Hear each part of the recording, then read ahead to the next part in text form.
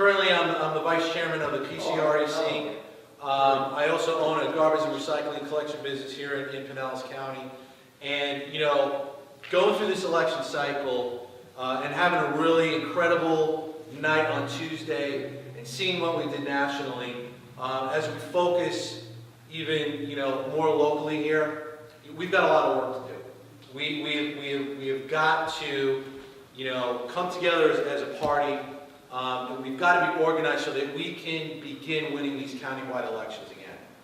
And, you know, we lost the county commission for the first time since 1960 as far as a majority controlled by Republicans.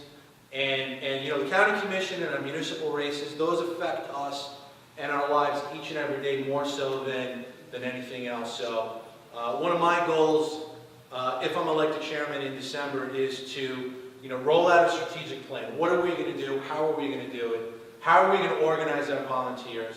How are we going to centralize our volunteers, our trained volunteers at headquarters, so when the primaries are over and our Republican candidates are ready to hit the ground running, we as a party are able to give our volunteers the resources that they need, and obviously to our candidates the resources that they need. And that's our responsibility as a party. Because, you know, I've heard way too much over the 2 years that, you know, we've got so many dedicated volunteers like Gail and many of you here that, in my view, we need as a party to be able to give you all more to be successful. Because it's all about being successful. It's all about winning Republican races in this county. And, you know, I always look back at what we did in March for now Congressman David Jolly. That was an incredible experience for this group, for this party, to rally against someone like David, against, you know, quite frankly, the national Obama machine that he landed here in Pinellas County, and we beat him. We beat them because we were organized. We beat them because we were motivated. We had the energy, the passion, and we have got what it takes, and I believe that. And so my goal is to make sure that we're organized and we're ready to hit the ground running. So, you know, our election's on December the 8th. I guarantee you that on December 9th, we're going to begin that process of getting our act together to make sure that we have got everything in place, ready to rock and roll come 2016, because we've got a huge opportunity here, folks. We're going to win back the White House, we're going to take back the county commission, and we're going to grow our party to the point where, damn, this is going to be really good. You bet. So I'm excited. Don't forget the city council. No, absolutely not. Yes, we do. That's right. 2000. That's right. We got one Republican left, and that seat's coming up at the end of 2015. And don't think that's not on my radar. Fortunately, he's the chair. That's right. That's right. So December the 8th is the election. I ask for your vote. Nick DeSeglia for chairman. Thank you very much. And Gail, thank you. I love her to death, so I appreciate it. I'm going to kind of squeeze out of here so I can go eat my chocolate chip cookie cake, marble cake. I'm gonna, yeah. Eventually. Thank you very much.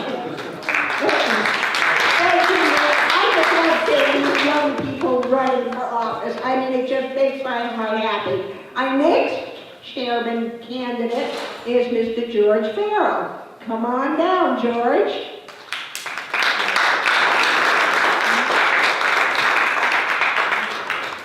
Thank you all for a warm welcome. I am running for county chairman, and I want you to know I've done a lot of work behind the scenes. But one of the things that we really need to do is build on our successes. We had one major success. It was no tax for tracks. And we owe a lot to Barb, because she showed us how to win. It's not always going to be money for us to win in Pinellas County. One of the things I'm going to do as chairman is we're going to have ad hoc groups to target particular races in their districts so that we don't waste a lot of time where one person's running in North County, running around in South County. We're going to just split it up, target the races we're going to win, and we're going to go after the people in charge. We're also going to work a lot in South County to turn that area Republican. I've done a lot of work on that already. I've switched a lot of people over the years. I was the person that switched Rudy Bradley to a Republican. I switched Darrell Roussan, he switched back. if I should claim that. But we've got to look at the whole picture, not just Pinellas County.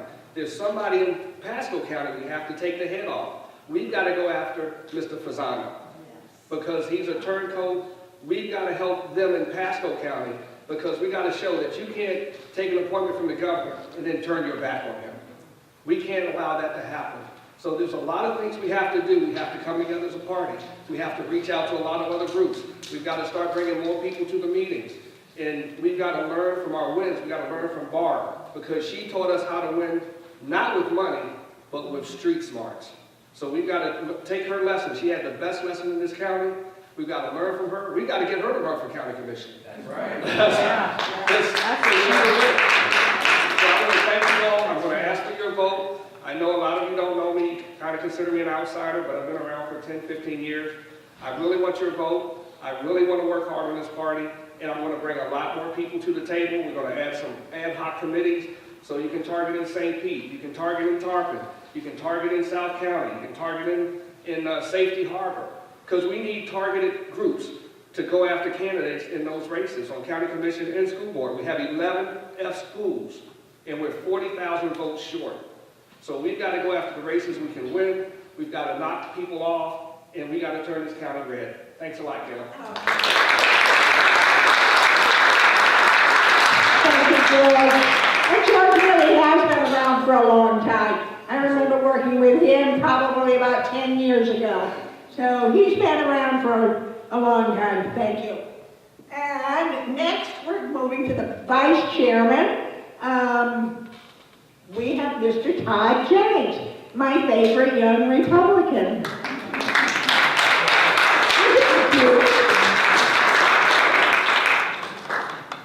I don't have Nick's lungs, so I am going to use the microphone. But I was going to bore you with my stump speech, but I know Veterans Day was yesterday. And Jay, I know you don't know me from Adam, but I do understand how difficult it is to spend a career in the military. I got out after my 5 or 6 years. Really, because my wife said, if you want a beautiful wife and you want to raise a family, you're going to have to get out. So I got out. But I understand the sacrifices that not only you make, but your wife, your children make when you spend a career in the military. And if you haven't been in that environment, you just don't really understand how much the entire family sacrifices. So appreciate your service.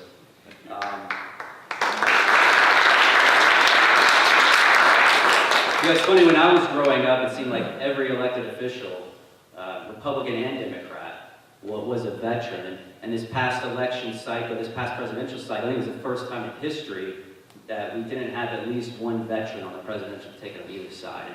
And that's a travesty. I hope that'll change with the recent wars, and we'll have a new slew of young veterans running for political office. But I'm a veteran myself. I was a nuclear submarine officer, and got out after my wife's ultimatum, went to law school, and ended up down here in Pinellas County, Florida. I feel blessed to have ended up in this beautiful place. I'm running for vice chairman because I really think I can help bring people together. I did that as young Republican chairman. I really brought a lot of people together, different factions of the party. And I did that because I didn't shut anybody out.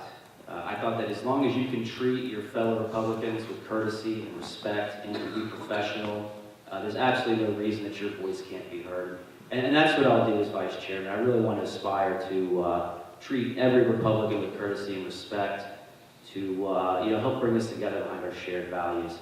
And another thing is, candidate recruitment. Something a lot of people don't talk about is all of the city council races, all of the mayor's offices that we have in this county. And we really need to focus on those local races. I can tell you the Democrats are, and they're doing it across the entire state. You saw that in the Rick Kreisman race. They're playing small ball. They're running the ball, 2 or 3 yards every down, and we keep trying to throw the 40-yard pass.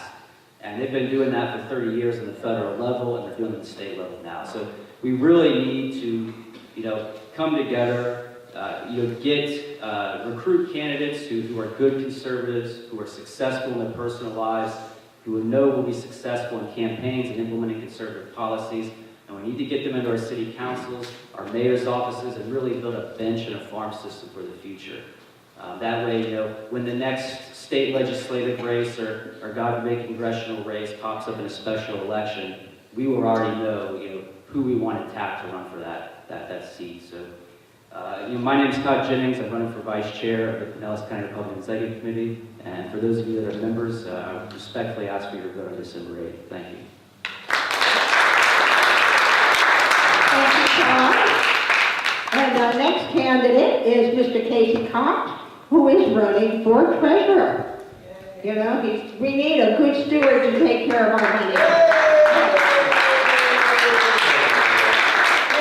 Very nice to be back here, and God, these first two guys, Nick and Todd, they said about everything I wanted to say. But my experience is I'm currently the chairman or the president of the Largo Republican Club, and we've grown that from 20 or 25 to 50 to 75 in the last 3.5 years, and I'm proud of that and how well we've done financially also. We're blessed with a very good donor there, and he's helped us a lot. I've had experience with that years back, probably, 25 years or more back. I was president of a country club, Feather Sound here, and that was a job, especially when we redid the golf course. But my main purpose here is to be your treasurer and change a few things that are going on there. Number one, we'll want to computerize with, not Facebook, but a program to do all of the accounting. We want to do that so that we can be transparent to you people, because you're the group here, not Casey Cotton, and I'm sure Nick DeSigli and Todd Jennings feel that way too. We're all in this together, and we've got to work. And I'm capable of working 5 days a week. I'm retired from the insurance business that I had for 35 years here.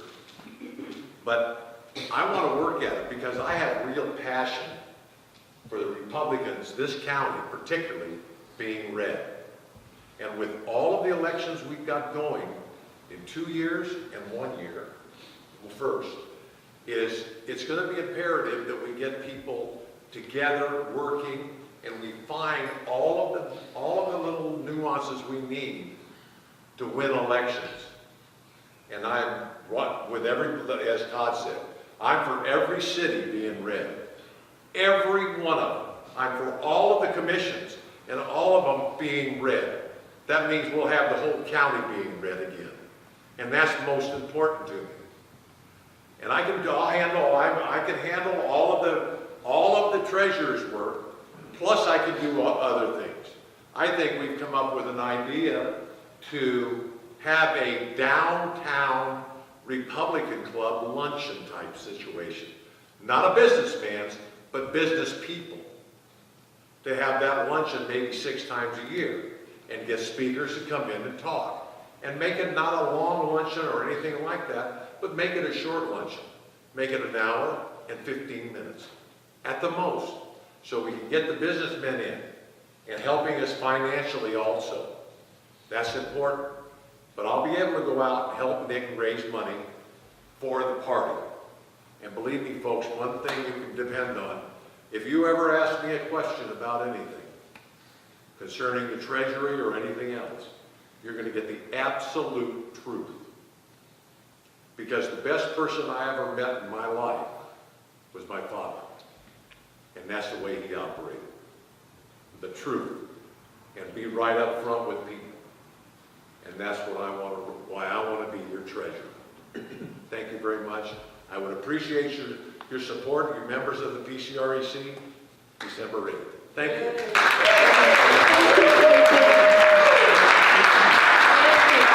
Always a pleasure to have all these great candidates. And now we have our 3 secretarial candidates here tonight. Megan Roach, newest young Republican. She's a dynamic young woman. So glad to have you at our mic tonight, Mike. Megan. Thank you. Hi. My name is Megan Roach. It's good to be back with you guys again. I had the opportunity to speak with you last month as well. Born and raised Catholic, up the road, University of Florida, and Stetson College of Law. I currently serve as the program director for the Pinellas County Young Republicans, as well as the regional chair for the Tampa Bay area for the Florida Federation of Young Republicans. Really had some great opportunities with Young Republicans to grow, and I want to bring some unique things that I think I bring to the REC, to the leadership. As a young professional, I have the unique opportunity to network in channels outside of the traditional Pinellas politics, and I think I really have the ability to help bring new, different people in, people with time and money and ideas to offer that maybe have been turned off by the Pinellas politics in the past, bring them back in. I think it's really important to focus on bringing people in, not shutting people out. As Todd said, everyone has the right to share their opinion. With that being said, I think it's also really important to be united, to stand together as a party for the county. If we don't work together, if we're divided from within, we're never going to succeed. I think that is pretty clear from the commission race. When all Republicans don't unite behind their candidate despite differences, we lose, and we can't afford to do that. There are 24 municipalities in Pinellas County. Each one of those has elected positions, and you're not always going to get the perfect candidate. The only candidate you're ever going to agree with completely is yourself if you're running for office. So I think it's really important to set aside some differences and different viewpoints and really unite together, because that's the only way we're going to win. And I think like I said, bring some unique differences. My youth, I think, is an asset, and I hope that I can bring that asset to the board of the REC, and I would appreciate your support. Thank you, Becky. I appreciate your being here tonight. And our next candidate is the dynamic Pam Hines.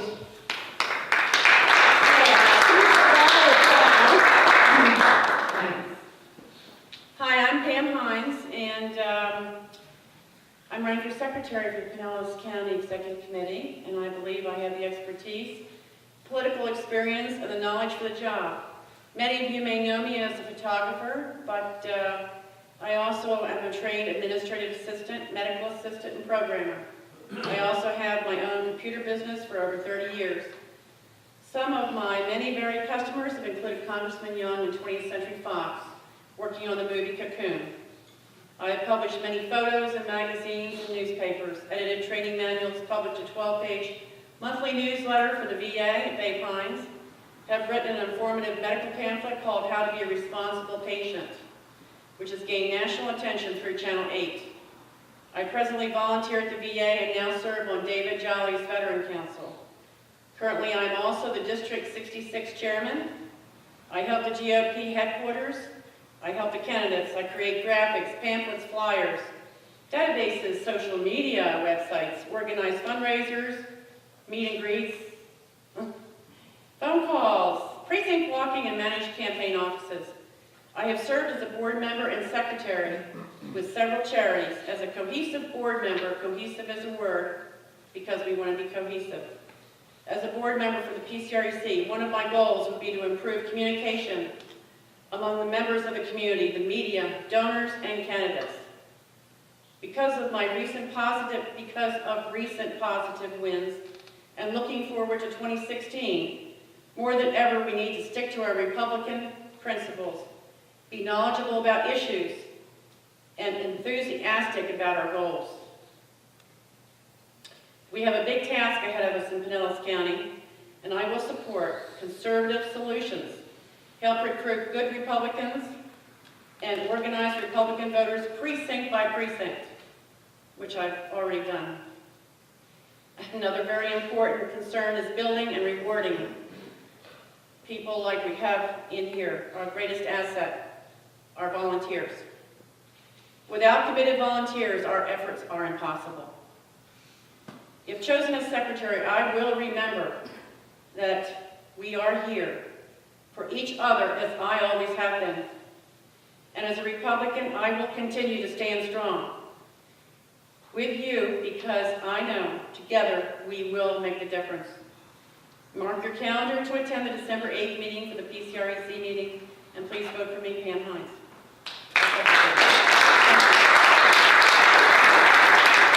Thank you, Pam. And Pam also had a friend with her this evening whose husband is an author of inspirational books. And the books are on the back table, and they're free to take as you leave. So thank you, Pam. I know. And I appreciate your bringing your lovely friend from Georgia, and she is going to share her books with us. Thank you.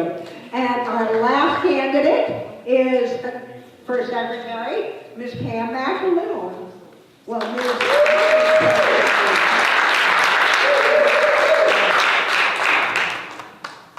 Hi, my name is Pam McAloon, and I'm a candidate running for PCREC Secretary. In fact, I am proudly running for PCREC Secretary. Pretty much, I guess everything has been said about all of us uniting ourselves, coming together. Very important to do that.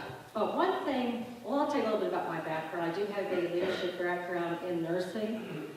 I have also been an active community volunteer working with the Vice President of the County Medical Auxiliary, Palm Harbor Chamber of Commerce, and in addition, I am currently an active volunteer with the Clearwater Creek Clinic. I've been involved in grassroots since 1998, working with the Jeb Bush campaign, and later became active with the North Pinellas Republican Club, became president and secretary, and now chairing our first ever history book club, which has served as an extremely good networking tool. We are starting to bring in people from the community to study the history of the founding and the framework of our country. And I feel that, I'm going to fast forward a little bit to our campaign strategy. I feel that one way in which we can bring more people to our meetings is to ramp up issues that concern us as Americans, and we can educate ourselves, bringing ourselves together, and with the grassroots organizations that share the same values and the same principles that we all share. Because many of the issues out there, there's plenty of them, affect us not only on a local level, but also statewide, nationally, and beyond. So let us come together and unite ourselves on those values and those principles, and we can do it. The other thing, I'm sure we all feel the same way. Our party has been terribly mischaracterized by the press. We need to go around the press and directly to the people, talking to the people. Ronald Reagan did this. We can do it too. It's like Rosie the Riveter. We can do it. We need to keep our ground game going where voting is concerned, or we're electing our good qualified candidates concerned. We can do that too. Let us keep the offices open year-round. Let's network. Continue to network with our community, with the community, our friends, our neighbors, our co-workers. We can do it. Last but not least, I mentioned grassroots organizations before. Let's not forget we need to definitely network with them, and we can do it. But let's stick to the principles of our Republican platform, and yet uniting ourselves as Americans at the same time. We can do it. Let's do it. Thank you. Elect Pam McAloon, PCREC Secretary.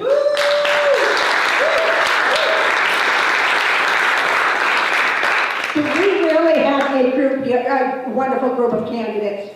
I can't remember ever having this many top-notch quality candidates. So it's important, that if you're not a member of the PCR, if you are a member, be there on December 8th. And if you're not, you all know members. So talk to your friends that are members and come on out, get them out to vote, because we really do have some wonderful candidates.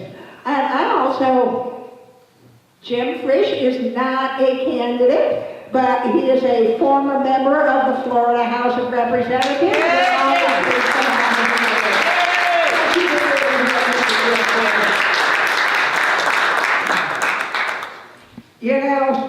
Bob Hazelton and Betsy Burgess are not here tonight, but I've heard several of the candidates refer to that. They did a fantastic job. They were outspent, they were outworked, they had the newspaper against them, but They rallied, they worked their little buns off, they got volunteers all over the county. It was the best grassroots effort I think I have ever seen in my 30 years of doing politics in Pinellas County. Am I right, Jim? I mean, what a stunning victory for the voters in Pinellas County. So when you see Barb or Betsy, thank them. These ladies were there walking pieces. I know that you were out there pounding signs, working, and it was just a stunning victory. It wasn't even close. No, 68.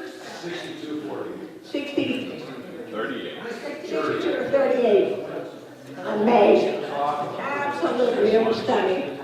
You know, I'm a firm believer that if you give the voters, regardless of what the Obama administration say, the voters are not stupid. You give them good information, they will make the right decision. Good information is the answer. And that's what we as Republicans have got to really go around the media. Yes, Chris? Just one quick comment. In December of 1989, you took me to my first PCREC meeting, and at that time, we had 460 or 480 members. So for all of the candidates here who may not know, or may be too young, don't know that, we used to have a lot more people in the PCREC, and it used to be huge. So that is a goal in itself, to get more precinct people out there. And then when we pick certain races, we'll have the teams to work it. Yeah, voter apathy seems to be a real problem. You know, we need to re-energize, you know, the uninformed, low information voter. Apathy is a big problem. And, you know, I talk to people all over the county, and I talk to people at the grocery store, you know, and convince them over. But, you know, that's for another time. And we do have a guest speaker tonight. We have Mr. Jack Hebert, my brother from another mother. And for those of us that have been around since the beginning of time, Jack was president of this organization when I joined this club in 1976. So I am pleased to bring Mr. Jack Hebert, president of the Mallard Group. The Mallard Group is a consulting and lobbyist group in Pinellas County, and we're just so pleased to have him here at this mic tonight. Come on down, Mr. Jack.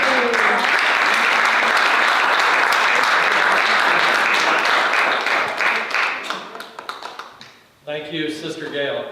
Can you hear if I don't do this? Oh, yeah. So I don't stand or sit well. I spent a lot of time in the principal's office as a kid, so I have that problem, and it continues. It's great to see. My gosh, it's like old home week. Bill Slicker, I haven't seen in probably 20 years tonight. Jim, I see enough, but not enough anymore. As two past presidents of St. Petersburg Young Republicans in our last lives. I had to look. I have a wall in my office. I like to call it my wall of fame. My staff and my wife say it's my wall of shame, but it's all those plaques and certificates and ribbons and all those things you think are important and part of your life. And I've just about filled one wall, so now there's a pile in the corner, and I'm not sure where the rest of them go. But I had to look up today to remember when I was president, because the plaque still is dead center on the wall of the St. Pete Republican Club. It was 1983 to 1985, so 30 years ago. A lot's changed, and a lot hasn't. It was very encouraging tonight to hear all these candidates that are running for office. Chris, I remember the 400 plus. I remember when you couldn't get in the door at Joyland to be able to come to one of the PCREC events. And we've got to get this party back to that place, because if I do nothing else tonight, I want to lay out, among all of the great happiness and the accolades from next week, I'm going to drag everybody down to base level and tell you, the real work's just begun. So, hate to do it, but I'll be the devil's advocate. I don't see such a bright, shining future. I think we have some great opportunities, but we've got to take advantage of them. I think there's some pretty dangerous trends that came out of this election, so I'm going to play the devil's advocate. But speaking of the devil, one quick little story. A senator that's, let's say, probably less than the most honest senator, we'll say he's a Democrat senator, is hit by a car, dies, and very proud. Let's be simple. Dies and goes to heaven. His soul goes to heaven, and he's at the gate. St. Peter's there, of course, waiting. And he says, I'm here. Acts like everybody should know who he is. And St. Peter says, well, hold on just a second. He says, no, I'm here. I'm ready to come into heaven. And St. Peter's like, no, it's not quite that easy. He said, in fact, we have a kind of a different standard for people like you. We don't see too many of your type up here, but whatever. He said, here's the deal. He says, you'll get a chance to look around. You spend 24 hours in heaven, but you're also going to spend 24 hours in hell. And when you're done, you can decide where you want to spend eternity. But he said, first, you're going to hell. So Senator says, no, I've really pretty much decided already. This is where I need to be. This is probably easy. He said, no, sorry. Leads him over to the elevator, puts him on the elevator. Elevator takes the senator down to hell. Doors open up. And it's this bright, sunny day. The birds are singing. It's like the fairway of this beautiful golf course, like Feather Sound is now after Casey saved it. There's a beautiful clubhouse up over the mound there. He sees 3 or 4 of his friends playing golf, of course, other senators. They invite him to play in this foursome. He scores almost a perfect round. They go to the country club afterwards. They have dinner. They dine on the best steaks and caviar and champagne. And he sees a lot of his friends there. Everybody's dressed to the nines. The devil is in an Armani tuxedo, has the best-looking women on his arm, dancing the night away, and the senator says, this is really pretty cool. Before he knows it, his time's up, elevator back upstairs. St. Peter says, okay, you've got 24 hours in heaven. So he marches off, dances around a few of the clouds. Everybody's very nice, very kind, a lot of singing, a lot of music. The food seems to be pretty good. He has a pretty generally good time. Doesn't run into maybe as many friends, but doesn't consider it such a bad place. And before he knows it, the 24 hours is up. So back to St. Peter, and St. Peter says, have you made your decision? He said, well, yes. He said, I have to admit, coming here, I thought that I really like heaven, and I have to tell you, it's a beautiful place you've made here. But I think probably for my situation, I'd be a little bit more comfortable in hell. St. Peter said, that's your decision, Senator. Go ahead. The elevator's over there. He jumps on the elevator, goes down, the doors open up. He walks out, the doors close behind him, and suddenly he's in this dark, pungent, acrid-smelling, red fire everywhere universe. There's garbage raining from the sky, and the people he saw yesterday, today now are in rags, running around, picking up garbage, putting it in bags, having a generally miserable time. They look hungry, decrepit, dirty, or whatever. And he goes, oh my gosh. And so he bumps into the devil, and the devil comes over, and he says, Senator, welcome back. And he said, devil, I don't understand. He said, I was here yesterday, and it was a beautiful place. What's going on? The devil puts his arm around his shoulder. He said, Senator, yesterday we were campaigning. Today you voted.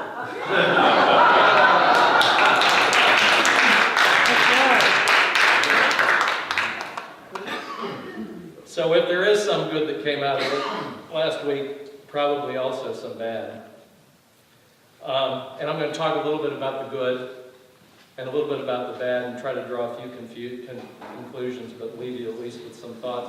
I saw last night, I had to laugh, at least to start, Nancy Pelosi in an interview. And of course, I, like probably most of you that don't have what I consider a real life, watch 73-minute interview that President Obama did, the press conference the day he did after the election. I couldn't kind of believe it.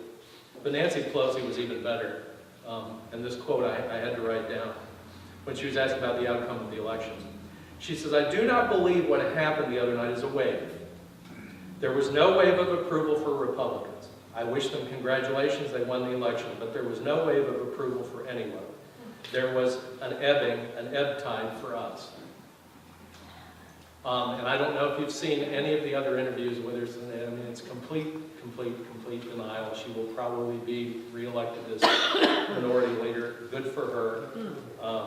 I can't share that sentiment at all. I'm not I'm not convinced that the election was some big, swing tide that we can, ride on the coattails of for years. I think we have a lot of work, but let's look at some of the numbers. I'm kind of a numbers geek at times on these kind of things.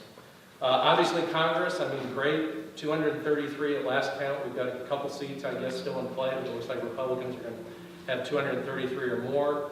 That's great. The Speaker now has a little bit of a cushion to play with. I think that makes him in a much better place, obviously, to be able to do some good things. With a net pickup of the 12 so far, the Senate, with Alaska falling in line today, we're 53 there, so probably 54, depending what happens in Louisiana on December 6th. But did anybody see Senator Landry on the floor of the Senate today, though?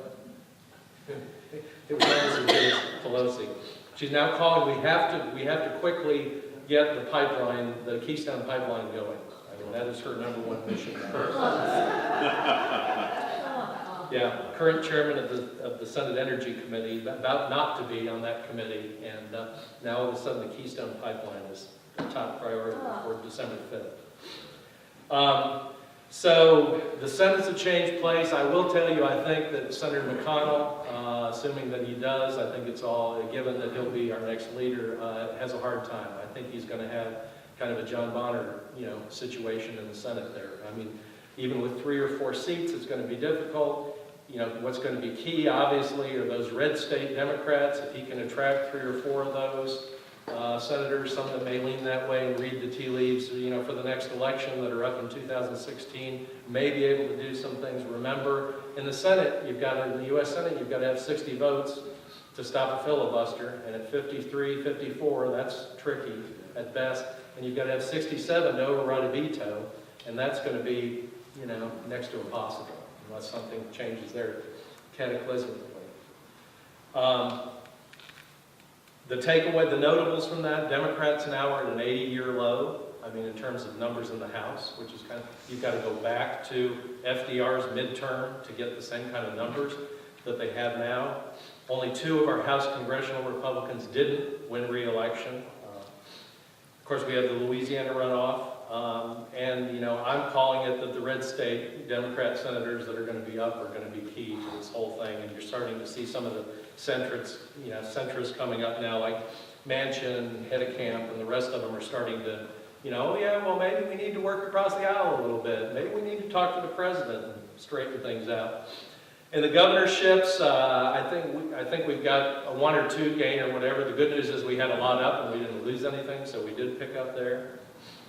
I think the exciting thing, if there is an exciting part of this though, and this goes back to the theory that Nick and Casey and everybody else has talked about, is going down, down ballot.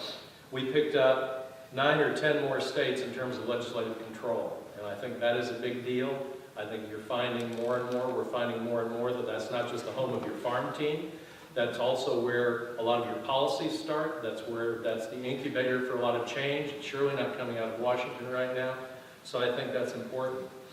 And we did okay here at home in Florida, obviously. We kept the governor, we kept all 4 cabinet people. I would say that I think Governor Scott doesn't start in a great place just because of the nasty election that we had. His approval rating's upside down, as was Charlie Crist going into the election, so there's a lot of repair that has to be done there. A lot of people still don't like him, despite the fact that 48% voted for him. That is not a mandate, so there's some repair work that has to be done there. But with a legislature, a Senate that stayed the same, 26-14, there was really only 1 seat that was in question. But in the House side, we picked up 8 seats. And takes us back to where we were with an 81 supermajority, which Jim, in his heyday, remembers how much fun that was. Pretty much makes the Democrats insignificant in the House. So I think we've been handed, a great opportunity. The question is, what can we do with it? What can we do with it? Worth mentioning, I think, and I'll get to later on a little bit more though, realize that we also had record spending in the governor's race. It was the most expensive, nastiest race in the entire United States. Over $100 million was spent on that race alone. The inflation, I'll talk a little more about that later. I think is of great concern. We had more outside players in this particular race than we've ever had before. And that's not just typical of the governor's race. We're seeing that, I mean, Pam and I saw that directly in the mayor's races. We saw the county commission race, I mean, people way far away from Pinellas County are suddenly very interested in electing, Pat Gerard, versus Ed Hooper, and Rick Kreisman versus Bill Foster, and I mean, people from way far away that have different agendas. And really becomes the next challenge. And interestingly, I think all of our gains, all of the 6 swaps that we did in the legislature were all along the I-4 corridor. So we picked up 2 Republican seats here in Tampa Bay, one of course in North County with Chris Rawls, one in Tampa, Mark Danish's seat went to help me, Jim. Sean Harrison over there, and then we had 4 more over in the Orlando area, but they were all centered along the I-4 corridor. Probably the better news, Gallup released yesterday polling on who do you trust, if you will, or what's your impression of the 2 political parties coming out of the election now, a week afterwards. And Americans are saying 36% view Democrats as favorable, Republicans at 42. That's great, but that's not 50, but that's not 60, but that's 42, but I'll take it. That's roughly 3 times the approval rating of Congress. So, the tools are definitely, I think, in our hands to move forward. But here are the strange signals. On the environment, okay? Not one of our best issues, let's face it. And, let's be honest, Governor Rick Scott hasn't been the greatest steward of that in his push to get jobs. Understandably, there's a trade-off. But Amendment 1 passes in Florida by 75 to 25. 75% of people said that, yeah, the environment's that important that I want to dedicate that amount of money that the legislature and the governor haven't been doing to the environment in Florida. Not a Republican thing, 75%, very convincing.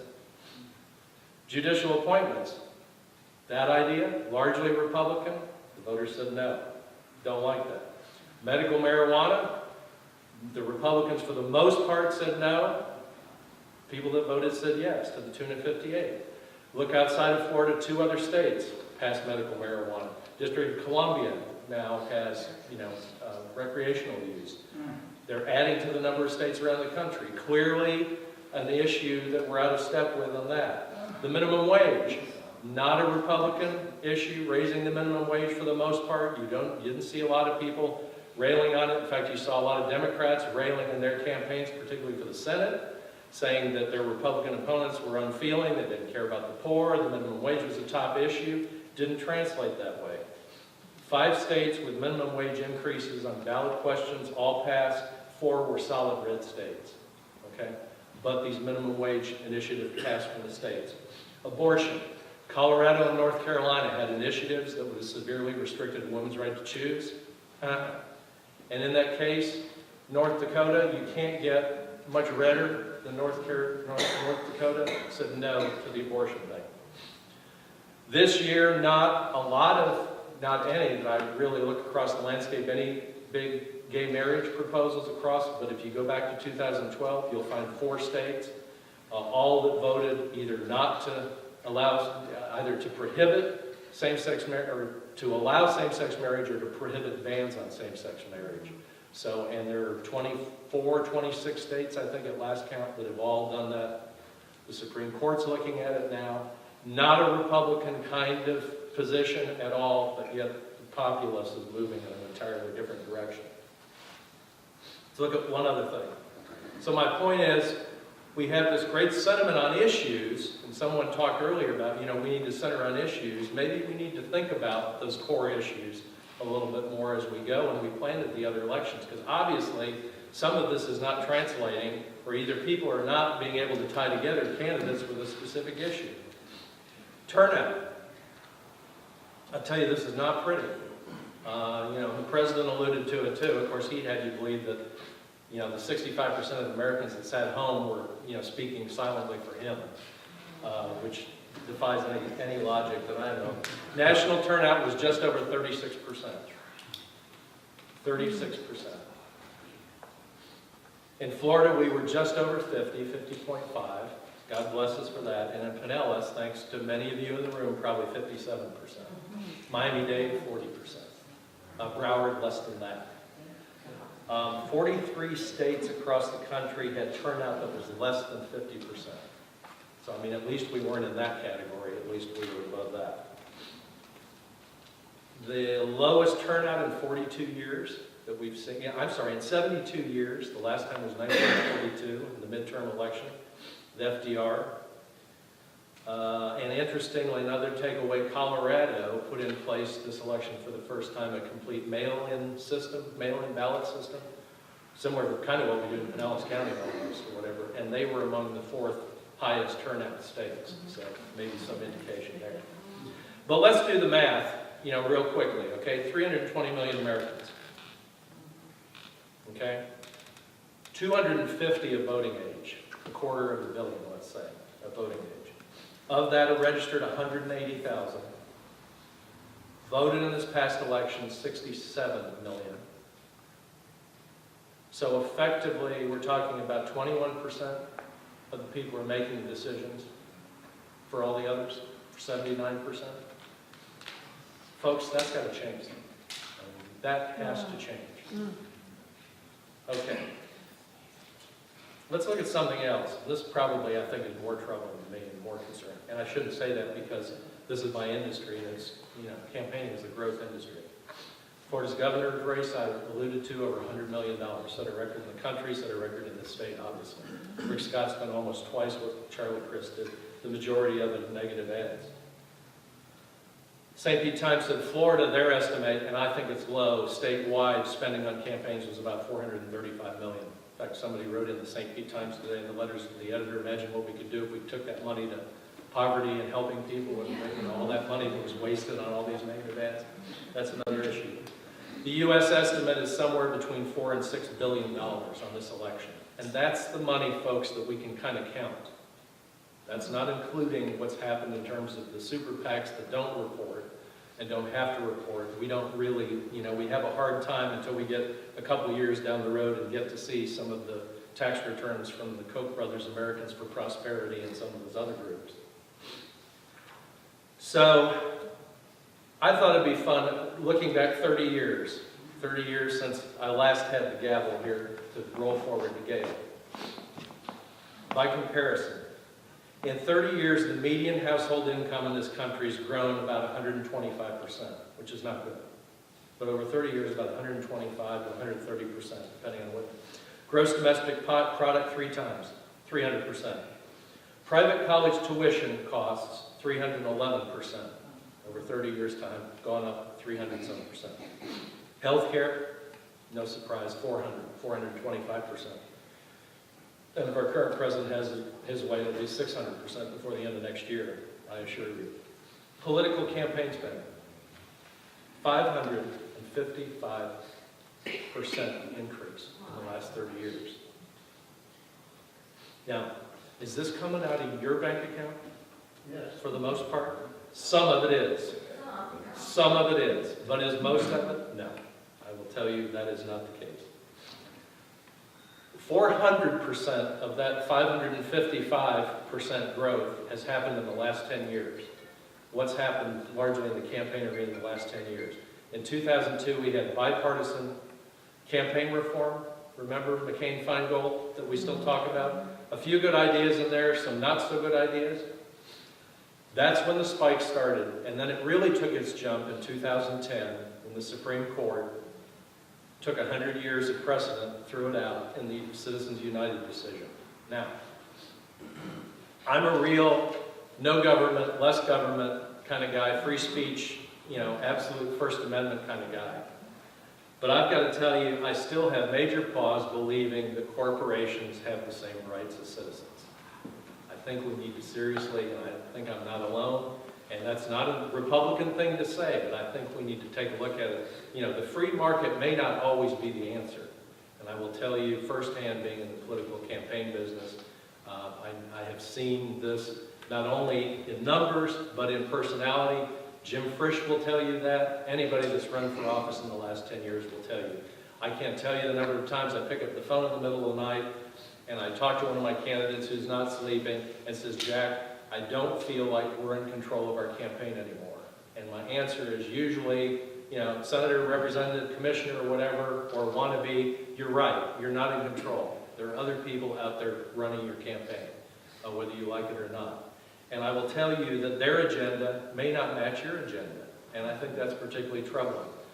Those of you that worked in the Jolly Sink campaign, worked in the Jolly campaign when you ran against Sink, know what I'm talking about.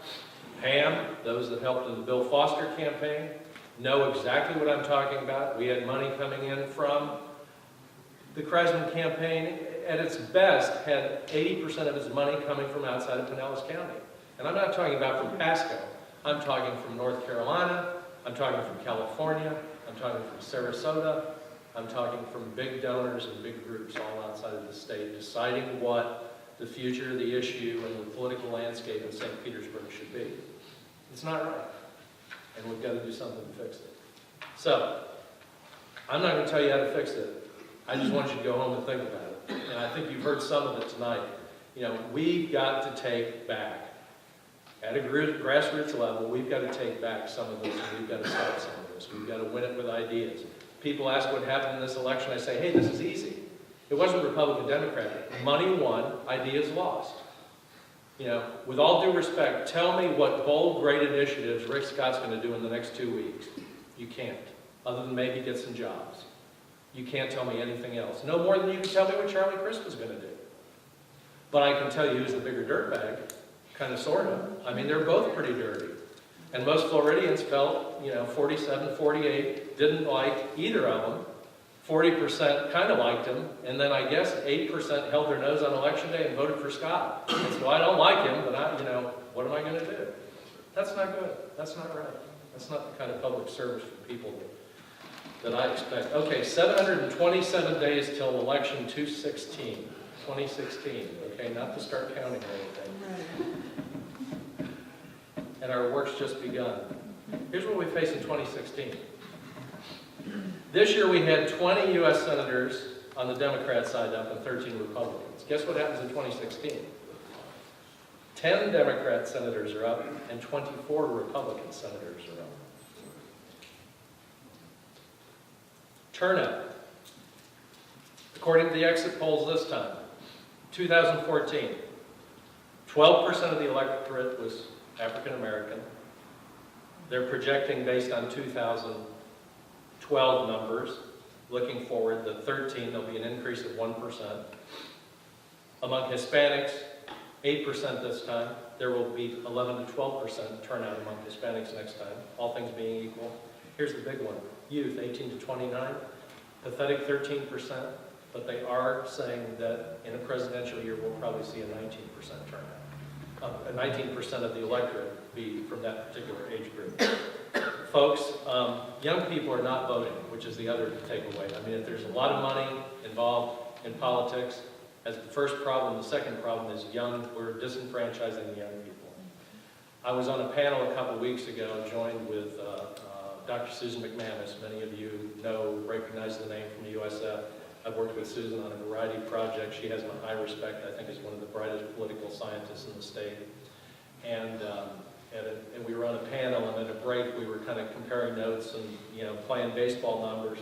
And the panel was primarily, we were discussing negative, you know, campaigning in politics, which was somewhat timely this season. And Susan said, you know, the dirty secret to all this is it's really turning off young people. They really don't like that. They really, you know, not that any of us love it, but they particularly don't like it, and they're not turning out to vote. And I'm seeing it more and more and more. Well, folks, here's what happened just a few months ago. Baby boomers, okay, there are a few of us in the room, are now outnumbered, okay? There are 74, 75 million of us left, dying off faster than we'd like. Millennials, okay, the youngest, you know, and put the Generation X in between, millennials now are approaching 80 million, and depending on who you listen to, 80 to 85 million across the U.S. Guess where the next political power could be, but isn't? And guess what a force that could be, either good or bad, if we don't mobilize it? Yeah. Well, caught in between for the most part. But I'm saying the next generation, the formative ones right now that are making those decisions are not turning out to vote and are getting tired of the system. So we have a lot of work ahead of us, obviously. I would say at this time that Hillary Clinton appears unbeatable, and I'll challenge any of you to, I know nobody wants to hear that. I'll change my opinion hopefully shortly. The best we can do among the Republican field right now is maybe an 11%, and that's from native son Jeb Bush. The last I saw Christie was maybe at 8%. So we've got a lot of work now. It's early. We've got 727 days to go, folks. So that may change, but this new entitled group that loves to show up at presidential elections, they're going to be back, folks. And so this nice little wave that we're having, is a nice thing right now, but we've got to take it and learn from what's happened this past election, take it forward. And I'm pretty convinced that we should be able to do that. If there's one takeaway, I listened to a presentation a couple weeks ago by Hebert, which is kind of an obscure name. But some of you would remember that he ran the bureau for years for the New York Times, the Washington Bureau for the New York Times. Get them flipped around. He was there when the Pentagon Papers came, and that was kind of his heyday. About the time that Ben Bradley was, a fixture of the Washington Post in his heyday. And Hedrick has since retired, but he's written a book that I would encourage you to take a look at. It's called Who Stole the American Dream? And he talks about this, and Hedrick tends to be, pretty liberal, but makes some very interesting observations, one of which I'll just steal because I believe it's the truth. He says, there's perception among all of us that government's not working. And people like to say, well, government's not working. Government's not working in Washington. Government's not working in Tallahassee. Government's not dealing with these problems. These people aren't listening or whatever. He said, don't believe that for a minute. Government is working in this country very well for the people who are paying for it. For sure. That's the scary part of all this. And we've got to change that. We've got to be the power to do that.